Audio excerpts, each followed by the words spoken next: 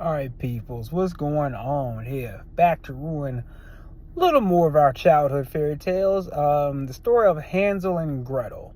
I'm sure we're familiar with the grim tale of Hansel and Gretel, where they had such a sweet tooth, and they ended up going to a witch's house where they would start eating her house, and she caught them and all that stuff, and she was gonna cook them.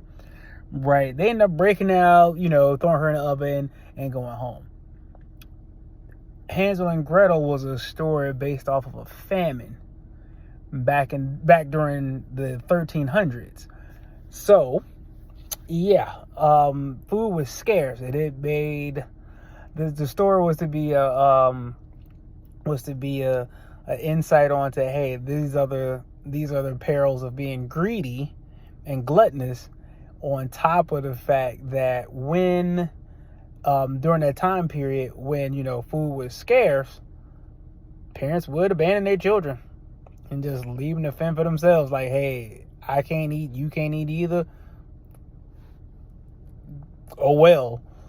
So yeah, parents would abandon their children. And the original tale, when Hansel and Gretel took out the witch, their mother went with the witch. So that maybe like it was some link there between those two. So Hansel and Gretel, a story of being gluttonous and consequences of that based off of a real famine that happened during that time period.